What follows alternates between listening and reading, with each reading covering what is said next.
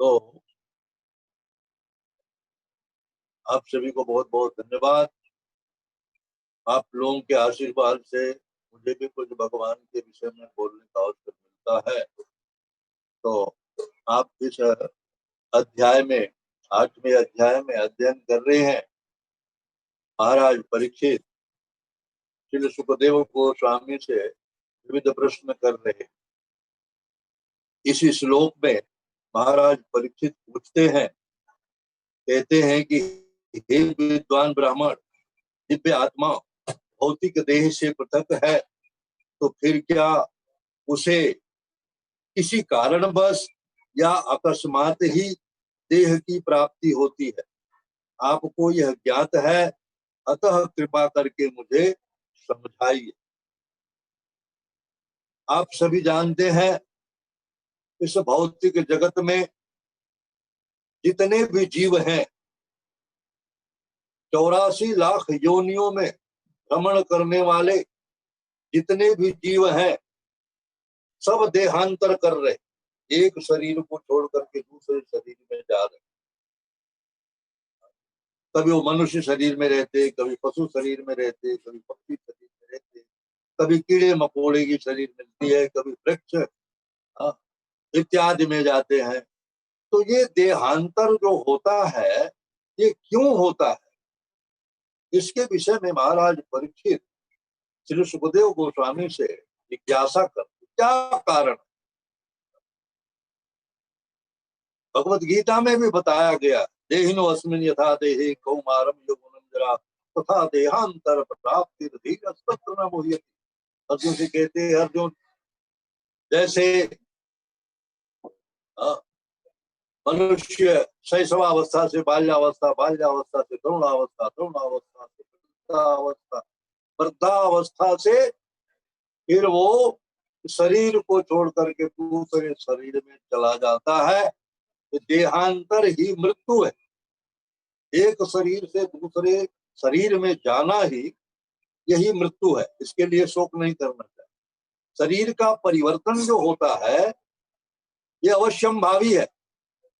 बद्ध जीव जब तक भगवान के धाम नहीं पहुंचेगा, तब तक एक शरीर से दूसरे शरीर में इसका देहांतरण होता रहेगा।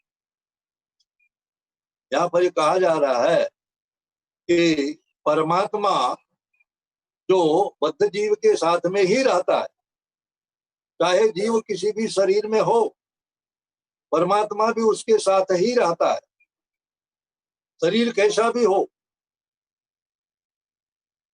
कई शरीर ऐसे हैं जो बहुत निकृष्ट हैं, किंतु परमात्मा उनके साथ रहता है, क्योंकि इस भौतिक जगत की कोई भी वस्तु परमात्मा को स्पर्श नहीं कर सकती। एकदम चिन्मय है परमात्मा। भौतिक जगत के जो कल्मश हैं, परमात्मा को छू नहीं सकते। जीव को इस भौतिक जगत में नाना प्रकार की देहों में जो भ्रमण करना पड़ता है, इसका कारण है इस भौतिक जगत को भोगने की इच्छा। भौतिक जगत को भोगने की लालसा के कारण ही जीव आवागमन के चक्कर में फंसा हुआ है, अन्यथा कोई कारण नहीं है। पूर्व जन्म में जो शरीर हमको मिला था, उसमें हमने जो कर्म किए थे, उस कर्म के फल को हम इस वर्तमान शरीर से भुगत रहे, और इस वर्तमान शरीर से भी हम कर्म करते जा रहे हैं, और कर्म करते जा रहे हैं, इसलिए इन कर्मों का भी फल बनने वाला है, और इन कर्मों के फल को भुगतने के लिए पुनः हमें शरीर में आना पड़ेगा। ये इसका सिद्धांत है। तो जब तक कर्मों की श्रृंखला टूटेगी नहीं, तब तक आवागमन का चक्र बंद नहीं हो। इसीलिए शास्त्र का अनुमोदन है कि आप जो कार्य कर रहे, भगवान भी भगवत गीता में कहते हैं, यद करोसि यद सुनासि यद जुहोसि तदासि यद तपस्यसि कौन्तेय तद कुरुष्व मदर्पणम्। यावत भी कर्म आप कर रहे हैं, यदि आप अपने सारे कर्म भगवान को अर्पित कर दे, भगवान के लिए कर्म करें, तो इन कर्मों का फल नहीं बनेगा और कर्म फल से मुक्ति मिल जाएगी। कर्म फल से मुक्त होने का एक ही उपाय है, सारे कर्म भगवान को अर्पित कर। जैसे आप जानते हैं, भोजन सभी करते, किंतु प्रसाद बहुत कम लोग खाते। भोजन सबके घर में बनाया जाता है, किंतु प्रसाद बहुत कम लोग खाते। गीता में भगवान कहते हैं, यज्ञ शिष्टासन संतो मुच्यन्ते सर्व किल विषयी भुंजते ते तुभं पापा ये पचन्ते आत्म कारणात्। यज्ञ से बचा हुआ प्रसाद खा करके भगवत भक्त सभी पापों से मुक्त हो जाते। और जो स्वयं के लिए पकाते हैं, बिना भगवान को अर्पित किए खाते हैं, वो सब पाप खाते। अंतर क्या है? भोजन जो सात्विक भोजन है, भगवान को अर्पित करने के लिए तैयार किया गया, भगवान को अर्पित किया गया। त्वदीयं वस्तु गोविंदम तुभ्यमेव समर्पयेत्। हे प्रभु, आपने दिया है, आपको समर्पित है। भगवान दृष्टि से खाते, हाथ से उठा करके भगवान नहीं खाते, दृष्टि से ही खा लेते, देख कर ही वो प्रसाद स्वीकार कर लेते। तो भगवान की दृष्टि पड़ती है तो वो भोजन शुद्ध हो जाता है, और शुद्ध भोजन को खा करके भगवत भक्त सभी पापों से मुक्त हो जाते। और जो बिना भगवान को अर्पित किए खाते हैं, वो सब पाप खाते हैं। तो पाप खाने से क्या होगा? उनकी बुद्धि बिगड़ेगी, और बुद्धि बिगड़ेगी तो उनका कर्म भी बिगड़ेगा, और कर्म बिगड़ेगा तो इस संसार के आवागमन के चक्र में वो फंसे रहेंगे, इसमें से निकल नहीं पाएंगे। यहाँ पर प्रभुपाद महाराज समझाते हैं कि विशिष्ट भक्त होने के कारण महाराज परीक्षित शिष्य परंपरा से ब्रह्मा जी के प्रतिनिधि द्वारा श्रीमद् भागवत सुनने के महत्व की पुष्टि से ही संतुष्ट नहीं होते। यद्यपि श्रीमद् भागवत का ज्ञान जो है सर्वप्रथम ब्रह्मा जी को भगवान ने दिया था। ब्रह्मा जी ने नारद को दिया, नारद जी ने व्यास जी को दिया, व्यास जी ने सुखदेव जी को दिया। अब सुखदेव जी से ही महाराज परीक्षित सुन रहे हैं। यह जो ज्ञान है ये परंपरा से आ रहा है। परंपरा से आया हुआ ज्ञान जो है वो प्रामाणिक है। भले वो शिष्य परंपरा के द्वारा सुन रहे हैं, किंतु इतने से ही वो संतुष्ट नहीं है। वो कह रहे हैं श्रीमद् भागवत के दार्शनिक आधार को भी स्थापित करना चाहते। ऐसा नहीं है कि विश्वास करके कोई ऐसे ही श्रीमद् भागवत के ऊपर विश्वास करके उसका श्रवण करे, उसका पठन पाठन करे। यहाँ पर ये चीज स्पष्ट रूप से समझाई जा रही है, ये कोई साधारण चीज नहीं है। श्रीमद् भागवत जो है कोई साधारण वस्तु नहीं है। आप जानते हैं ये ब्रह्मा जी से आया हुआ है, परंपरा से आया हुआ है। हाँ, और भगवान कृष्ण के मुख से निकला हुआ है। और भगवान कृष्ण के मुख से निकला हुआ और आप जैसे श्रोताओं के कान के द्वारा यह अंतःकरण में प्रवेश करेगा। भगवान कृष्ण के मुखारविंद से निकला हुआ यह श्रीमद् भागवत रूपी रस आपके कर्ण रंध्रों से आपके हृदय में प्रवेश करेगा। आप जानते हैं श्रीमद् भागवत में और भगवान कृष्ण में कोई अंतर नहीं है। श्रीमद् भागवत भगवान श्री कृष्ण का वांग्मय है, शब्दावतार है। श्रीमद् भागवत भगवान से अभिन्न है। तो भगवान के मुख से निकला हुआ ये आपके कर्ण रंध्रों से आपके हृदय में जब प्रवेश होगा तो आपके अंतःकरण में जो मैल बैठी हुई है, काम क्रोध लोभ मोह मद मत्सरी, ये सब नष्ट हो जाएगा। जैसा आपने पहले पढ़ चुके हैं। आप क्या पढ़ चुके हैं? नष्ट प्रायेषु भद्रेषु नित्यम भागवत सेवया। नष्ट प्रायेषु, सारे अभद्र जो है वो नष्ट हो जाते। और जब अभद्र नष्ट हो जाएंगे, हृदय निर्मल हो जाएगा, तब आपको भागवतम का जो वास्तविक रस है उसकी अनुभूति होने लगेगी। श्रीमद् भागवत पूर्ण पुरुषोत्तम भगवान विषय तत्व ज्ञान है। अतः किसी जिज्ञासु के मन में इसके विषय में जितने भी प्रश्न हो, उनका स्पष्टीकरण प्रामाणिक कथनों के द्वारा होना चाहिए। प्रश्न का उठना स्वाभाविक है। यदि किसी के अंदर प्रश्न नहीं उठता है तो उसे वो ज्ञान नहीं प्राप्त कर सकता। इसलिए प्रश्न होना ही चाहिए। अथा तो ब्रह्म जिज्ञासा। आप जानते हैं श्रीपाद सनातन गोस्वामी प्रकांड विद्वान थे। कई भाषाओं का उन्हें प्रचुर ज्ञान था। फिर भी वो महाप्रभु से पूछते हैं, अमिके मैं कौन हूं? अपने विषय में ही नहीं जानते हैं। हम कौन हैं, कहां से आए, हमारा मूल उद्गम कहाँ है, हमारा भगवान से क्या संबंध है, हम फिर वापस भगवत धाम कैसे जा सकते हैं, हमारे कर्तव्य कैसे होने चाहिए। इन सारे प्रश्नों को पूछना चाहिए। किससे पूछना चाहिए? तत्ववेता से। जैसा कि भगवान कहते भगवत गीता में, तद्विद्धि प्रणिपातेन परिप्रश्नेन सेवया उपदेक्षन्ति ते ज्ञानम ज्ञानिनस्तत्वदर्शिन। तत्ववेता की शरण में जाना चाहिए, साष्टांग दंडवत करना चाहिए, सेवा करके उसे प्रसन्न करना चाहिए। जब वो प्रसन्न हो तब अपने मन का जो यह है जिज्ञासा अपने मन की है उसके सामने करनी चाहिए।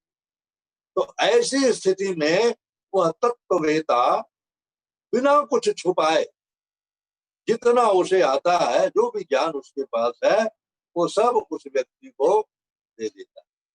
तो यहाँ पर इसीलिए बताया जा रहा है कि ऐसे जिज्ञासु के मन में इसके विषय में जितने भी प्रश्न उठे उनका स्पष्टीकरण प्रामाणिक कथनों के द्वारा होना चाहिए। भक्तिमय सेवा के पथ का पथिक ईश्वर तथा जीव विषय को सारी जिज्ञासाएं अपने गुरु के समक्ष रख सकता है। जो भी व्यक्ति भक्ति पथ का पथिक है, भक्ति मार्ग पर जो चल रहा है, जिन्होंने संकल्प कर लिया है कि हमें भगवान की भक्ति करके भगवत धाम जाना है, हमारे जीवन का मुख्य उद्देश्य यही है, इस भौतिक जगत में फिर नहीं आना है, भगवत धाम जाना है, भगवान के आश्रय में रहना है, जिन्होंने ये संकल्प कर लिया है, उन्हें अपने गुरु के समक्ष अपनी सारी जिज्ञासाएं, अपने सारे प्रश्न तद विज्ञानार्थम स गुरुमेवाभि गच्छेत। ऐसे विज्ञान को समझने के लिए लोगों को गुरु के पास जाना चाहिए। गुरु के पास जाना भक्ति पथ का सोपान है। पहला प्रथम सोपान जो है वो गुरु के चरण में आश्रय लेना है। यदि कोई गुरु की शरण में नहीं जाता है तो उसे ये सोच लेना चाहिए कि उसका उद्धार होना नामुमकिन है, मुश्किल है। क्यों? शास्त्रों में इसका वर्णन है, बिना गुरु के आश्रय के कोई भी इस भव सागर से पार नहीं हो सकता। बिनु गुरु भव निधि तरई न कोई, जो विरंच शंकर सम होई। ब्रह्मा और शिव जैसा भी कोई क्यों न हो, किंतु बिना गुरु के आश्रय के लिए वो इस भव सागर से पार नहीं हो सकता है। भगवत गीता के साथ ही साथ श्रीमद् भागवत से यह स्पष्ट है कि भगवान तथा जीव गुणात्मक रूप से एक है। भगवान में जितने गुण है उतने जीव के अंदर भी उतने ही गुण है। सारे गुण भगवान के जो है वो जीव के अंदर है। क्यों है? क्योंकि जीव मात्र भगवान का अंश है। जैसे समुद्र पूरा खारा है किंतु समुद्र की एक बूंद जो है वो भी खारी है। पूरा समुद्र भी खारा है और समुद्र की एक बूंद भी खारी है। फर्क क्या है? पूरे समुद्र में जितना नमक है एक बूंद में उसके अपेक्षा बहुत कम, नगण्य है। ऐसे ही भगवान में जितने गुण है वो सारे गुण जीव मात्र में भी है। क्वालिटी में भगवान और जीव समान है लेकिन मात्रा में असमान, मात्रा में समान नहीं। भौतिक संसार में बद्धावस्था में होने के कारण जीव भौतिक शरीर का देहांतर करता हुआ अनेक योनियों में जाता रहता है। हम इस भौतिक जगत में आए हैं, तभी से हम बद्ध हो गए।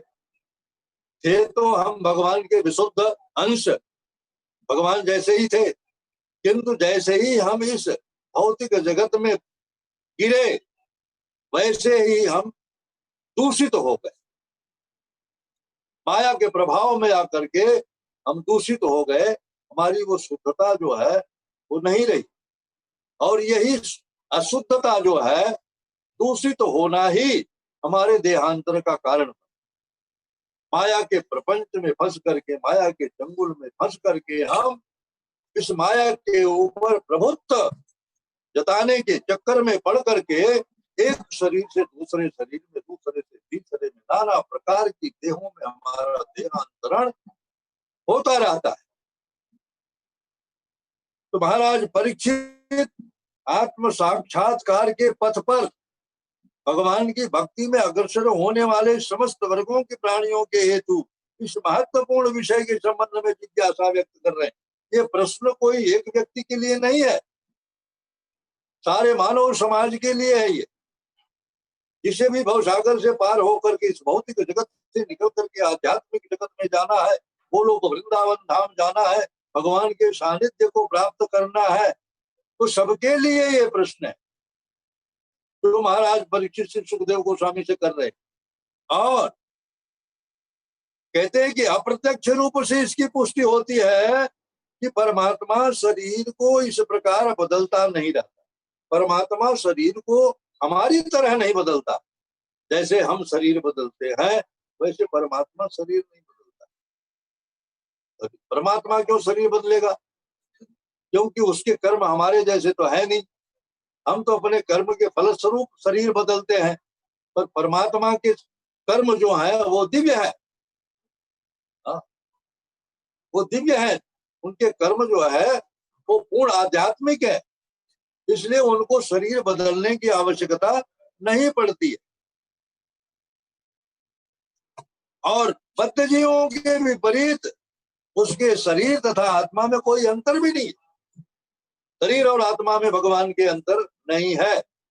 जैसे कोई शक्कर की मूर्ति हो, शक्कर की मूर्ति हो तो उसे जहां से चखा जाएगा वहीं से मिठास मिलेगा, नख से सिक तक वो मीठा होएगा।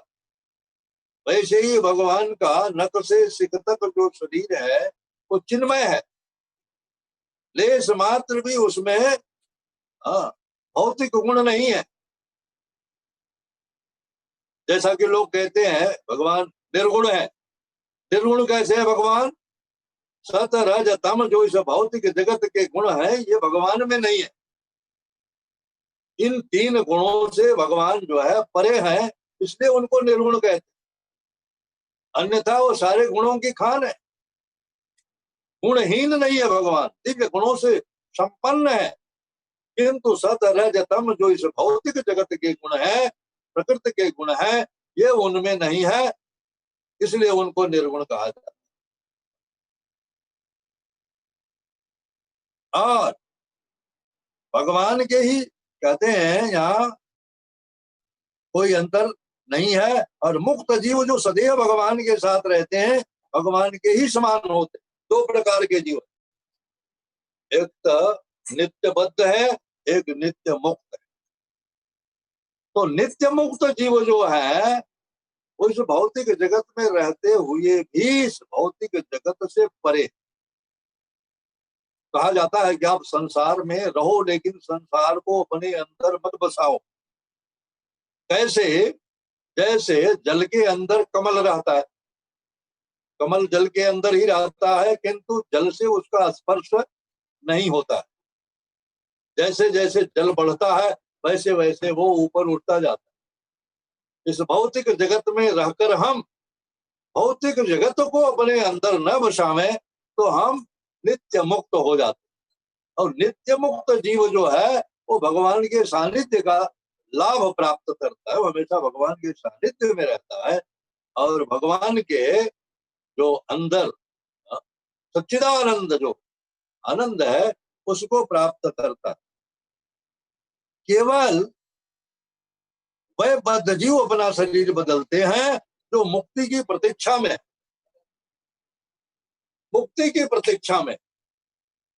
अब मुक्ति होएगी, कैसे मुक्ति होगी, तब मुक्ति होगी। जो प्रतीक्षा में है, जो अभी मुक्त नहीं है, उनका देहांतर होता रहता है।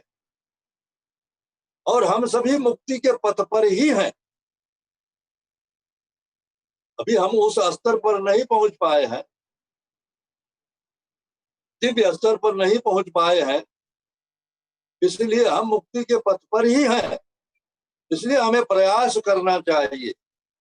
कैसे करना चाहिए? भगवान के शुद्ध भक्तों के मुखारबिंद से श्रीमद् भागवत की कथा सुन करके, श्रवण करके हमें मुक्ति पथ पर अग्रसर होना चाहिए और उस अवस्था को प्राप्त करना चाहिए जिसे हम कहते हैं नित्य मुक्त अवस्था। कहते हैं किंतु यह क्रिया सर्वप्रथम किस प्रकार प्रारंभ हुई? जीव जब से शरीर में आया तब से शरीर उसका बदलता रहा। आज इस शरीर में, कल उस शरीर में, नाना प्रकार के शरीरों में घूमता हुआ आया। जैसा कि भगवत गीता के 7वें अध्याय में बताया गया है, ओम विरापो नलो वायु खम मनो बुद्धिरेव च अहंकार इति भिन्ना प्रकृतिस्तदा। 5 प्रकार के स्थूल तत्व, पृथ्वी जल अग्नि वायु आकाश और मन बुद्धि अहंकार, 3 जो सूक्ष्म तत्व है, ये 8 प्रकार की जो प्रकृति है, इसी से शरीर का निर्माण हुआ। शरीर जब छूटता है तो ये 5 तत्व अपने अपने मूल तत्वों में विलीन हो जाते हैं और मन बुद्धि अहंकार एक शरीर से दूसरे शरीर में देहांतर करते हैं जीव के साथ। इसलिए देखा जाता है कि कभी कभी जीव पूर्व शरीर में जो कर्म किया रहता है उसका भी कभी कभी प्राकट्य हो जाता है, उसका स्मरण हो जाता है। और ये भक्ति योग ही एक ऐसा पथ है जिसके विषय में यहाँ प्रभुपाद महाराज बता रहे हैं कि ये प्रथम सोपान क्या है? गुरु की शरण ग्रहण करना। इसलिए गुरु नहीं किया है वो मुक्ति पथ का पथिक नहीं कहा जा सकता, उसके अंदर मुक्ति की संभावना नहीं।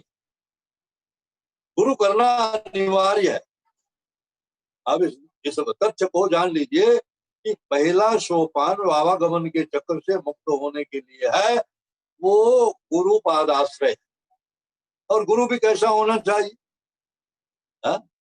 महाप्रभु चैतन्य जी बताते हैं किवा विप्र किवा न्यासी शूद्र केने नए, एक कृष्ण तत्ववेता से ही गुरु है। जो कृष्ण को तत्व से जानता है, चाहे वो ब्राह्मण हो, चाहे सन्यासी हो, चाहे शूद्र ही क्यों न हो, यदि वो कृष्ण को तत्व से जानता है तो वह गुरु बनने के योग्य है। छठकर्मा निपुणो विप्रो मंत्र तंत्र विशारद वैष्णव गुरु नश्यात, वैष्णव सुपच गुरु। दूसरी तरफ बता रहे हैं कि चाहे कोई ब्राह्मण मंत्र तंत्र में विशारद क्यों न हो, सारे वेदों को पढ़ डाला हो, सारे श्लोकों को रट डाला हो, और सारे कर्मों को कर चुका हो, किंतु यदि वो वैष्णव नहीं है तो वह गुरु बनने की योग्यता नहीं रखता। ऐसे व्यक्ति को गुरु नहीं बना सकता। दूसरी तरफ कह रहे हैं एक चंडाल ही क्यों न हो, चंडाल ही क्यों न हो, यदि वो वैष्णव है तो वो गुरु बनाया जा सकता। कितना तर्क संगत ये शब्द है। वैष्णव, चंडाल हो तो वह वैष्णव हो और उसको गुरु बनाया जा सकता है। अब प्रश्न ये उठता है कि यदि वो वैष्णव हो गया तो चंडाल कहाँ रह गया? वैष्णवता को प्राप्त कर लिया, जो वैष्णव हो गया, भगवान विष्णु की शरण ले लिया, तो वो चंडाल कहाँ रह गया? इसलिए उसे गुरु बनाया जा सकता है। आप देखते हैं इस कृष्ण भावनामृत संघ में कैसे कैसे लोगों का आगमन हुआ है। पाश्चात्य जगत के ऐसे ऐसे लोगों का इसमें प्रवेश हुआ है जो अपने कर्मों से घृणित कर्म करते थे। अभक्ष्य भोजन करना, मांसाहार इत्यादि, जुआ खेलना, मद्यपान करना, अवैध संबंध करना, ये सारे दुर्गुण उनके अंदर थे। जैसा कि आप पढ़ेंगे प्रभुपाद महाराज की ऑटोबायोग्राफी में पढ़ेंगे, प्रभुपाद महाराज जब बोस्टन में पहुंचे थे, पहली बार जब यात्रा कर रहे थे अमेरिका की, बोस्टन में पहुंचे, जब वो सुबह सुबह समुद्र के किनारे का दृश्य उन्होंने देखा तो उनके मुंह से अकस्मात निकला, what A hell is place, साक्षात नरक है। भगवान से उन्होंने प्रार्थना किया, ये हमारी भाषा समझ सकेंगे, आप ही इनका उद्धार कर सकते हो। किंतु श्रील प्रभुपाद भगवान के शुद्ध भक्त थे और उन्होंने प्रार्थना भगवान से की कि इनका उद्धार होना चाहिए, इसलिए भगवान ने उनके ऊपर कृपा की, प्रभुपाद महाराज को माध्यम बना करके पाश्चात्य जगत के ऐसे भलक्षों का भी उद्धार किया, जिनको वैष्णव बना दिया। वैष्णव बनने का जैसे प्रथम आप देख रहे हैं, भक्तियों का प्रथम सोपान जो है वो गुरु का आश्रय। उन्होंने गुरु का आश्रय लिया, श्रील प्रभुपाद की बातों में विश्वास किया, उनके द्वारा बताए गए निर्देशों का पालन किया और वो मलक्ष्य से वैष्णव बन गए। जीवंत उदाहरण है। तो भक्ति योग में प्रथम सोपान गुरु की शरण ग्रहण करना और फिर भक्ति के विषय में गुरु से जिज्ञासा करना, और ऐसी जिज्ञासा अनिवार्य है, करना ही चाहिए। आप पहले मैंने बताया आपको, सनातन गोस्वामी महाप्रभु चैतन्य जी से कहते हैं अमी के, इतने बड़े विद्वान थे वो, फिर भी पूछते हैं कि मैं कौन हूं। तो अपने आप को भौतिक रूप से कोई कितना भी योग्यता, कितनी भी योग्यता अर्जित कर लिया हो, उसे उसके अंदर अहंकार ये नहीं होना चाहिए कि बहुत उच्च शिक्षा प्राप्त है, पीएचडी की डिग्री उसके पास है और गुरु महाराज तो जो है वो साधारण व्यक्ति है और उनसे हम क्या प्रश्न करें, ऐसा प्रश्न उसके मन में नहीं होना चाहिए। गुरु कोई साधारण व्यक्ति नहीं होता, भगवान का साक्षात प्रतिनिधि होता है, भगवान का प्रतिनिधि है और भगवान के उपदेश को यथारूप आगे बढ़ा रहा है। वो सामान्य व्यक्ति नहीं है, गुरु को साधारण व्यक्ति नहीं समझना चाहिए, बहुत बड़ा अपराध हो जाता है। कहते हैं जिससे भक्ति मार्ग में होने वाले समस्त प्रकार के अपराधों के प्रति निश्चेतता बनी रहे। भक्ति मार्ग में चलने वाले के लिए बताया जाता है कि उसे 10 नाम अपराधों से भी भक्ति मार्ग का पथिक जो है, गुरु का आश्रय लिया, गुरु ने हरि नाम दिया, हरि नाम जपना शुरू किया और हरि नाम जपने के साथ साथ वो अपराध रहित भी होना चाहिए, नाम अपराध से भी उससे बचना चाहिए, तब तो वो क्रमिक उन्नति उसके अंदर हो सकेगी। यदि वो नाम भी जप रहा है और नाम अपराध भी कर रहा है तो वो उन्नति नहीं कर पाए। नाम अपराधों से बचना चाहिए। हमारे गुरु महाराज बताते हैं ये जो नाम अपराध है ये मतवाले हाथी जैसा, पागल हाथी के जैसा है। जैसे कोई पागल हाथी किसी बहुत सुंदर उद्यान में प्रविष्ट हो जाए तो उसे वो तहस नहस कर देता है, उसे उजाड़ने में उसको समय नहीं लगता, चाहे कितना भी सुंदर उद्यान हो। इसी प्रकार कोई भक्ति मार्ग पर कितना भी अच्छी तरह से चल रहा हो, यदि वो नाम अपराध से नहीं बचता है तो वो किसी भी स्तर से नीचे गिर सकता है। इसके लिए सावधान रहना बहुत जरूरी है। महाराज परीक्षित की भांति भक्ति में स्थित होते हुए भी भक्त को आत्मसिद्ध गुरु से इसके विषय में जिज्ञासा करनी चाहिए। कैसे गुरु से जिज्ञासा करनी चाहिए? जो स्वरूप सिद्ध है, जिसने भगवान का साक्षात्कार कर लिया है, जैसा कि भगवत गीता में बताया गया, तद विधि प्रणिपातेन परिप्रश्नेन सेवया उपदेक्षन्ते ते ज्ञानम ज्ञानिनः तत्त्वदर्शिनः, जिसने तत्व को देख लिया है, साक्षात कर लिया है, उससे जिज्ञासा करनी चाहिए। दूसरे शब्दों में गुरु को भी अत्यंत सक्षम एवं पारंगत होना चाहिए, और गुरु भी कैसा होना चाहिए कि वो शास्त्रों का ज्ञान उसे अच्छा होना चाहिए, ताकि वो शास्त्रों से ही उदाहरण दे करके जिज्ञासा करने वाले के प्रश्नों का उत्तर सही सही दे सके। कोई मूर्ख व्यक्ति अगर वो किसी प्रकार से गुरु बन गया, कहीं से भी गुरु बन गया, शास्त्रों का ज्ञान नहीं है उसे, तो किसी जिज्ञासु का समुचित रूप से उसका मार्गदर्शन नहीं कर सकेगा। यहाँ पर बताया गया है कि प्रामाणिक शास्त्रों में जो दक्ष न हो और इन संगत जिज्ञासाओं का उत्तर देने में समर्थ न हो, उसे भौतिक लाभ के लिए गुरु बनने का स्वांग नहीं करना चाहिए। जैसा कि आप आज इस भौतिक जगत में देख रहे हैं, तथाकथित गुरु कुछ श्रीमद् भागवत का अध्ययन कर लिए, थोड़ा बहुत भगवत गीता का अध्ययन कर लिए, पुराणों का अध्ययन कर लिए, ज्ञान हो गया, किसी पारंपरिक गुरु का आश्रय नहीं लिया उन्होंने, और स्वयं गुरु बन गए। स्वयं गुरु बन करके अब वो शिष्य बनाना शुरू कर दिए। जो शिष्य बनाना शुरू कर दिए भौतिक लाभ के लिए, तो ऐसे गुरुओं के पास जा करके भागवत सुनने का कोई लाभ नहीं। भागवत सुनने का लाभ कैसे है?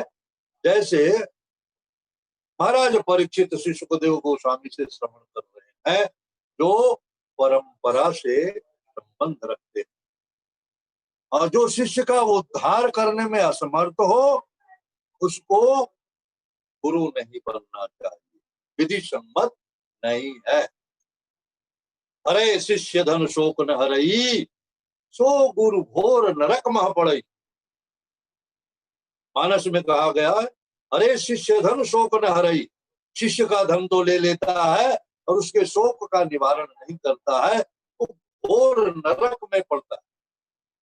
ऐसे तथाकथित गुरु जो आज भौतिक संसार में घूम रहे हैं, गलियों में घूम रहे हैं। श्रील प्रभुपाद जी ने कहा है, यदि आप ठगाना चाहते हैं तो ठगने वाले गलियों में घूम रहे हैं। इसलिए कई लोग कहते हैं गुरु करे जान के, पानी पिए छान के। हम ऐसा सुनते हैं लोगों से, पानी पिए छान के, गुरु करे जान के। लेकिन हम इसके विपरीत बोलते हैं, गुरु करो छान के और पानी पियो जान के। पानी ये जान लो कहां से आया है, उसकी शुद्धता के विषय में कंफर्म कर लो, तब पियो उसको। कहीं का भी पानी हो, ऐसा नहीं उसको छान के पी लो। पानी तो गटर में भी बहता है, पानी कहीं भी बहता है, ऐसा नहीं है कि उसको छान के पी ले। और गुरु करो जान के। क्या जानना है गुरु के विषय में? गुरु को छानो, गुरु को छानो। क्या वो किसी परंपरा से संबंध रखता है? जैसा कि आपको बताया गया है, 4 वैष्णव संप्रदाय जो है आपके संसार में प्रचलित है, श्री संप्रदाय, रुद्र संप्रदाय, कुमार संप्रदाय, ब्रह्म संप्रदाय। 4 संप्रदाय में किसी भी संप्रदाय से वो दीक्षित है क्या? किसी भी संप्रदाय से यदि वो दीक्षित नहीं है तो वो प्रामाणिक गुरु नहीं है। यदि वो प्रामाणिक गुरु नहीं है तो उसका ज्ञान भी प्रामाणिक नहीं। इसलिए ऐसे गुरु के शरण में जाना चाहिए जो परंपरा से हो और परंपरा के द्वारा आया हुआ ज्ञान आपको दे सके।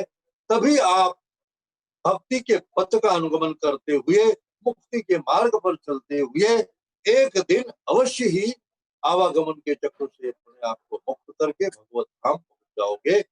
हरे कृष्ण।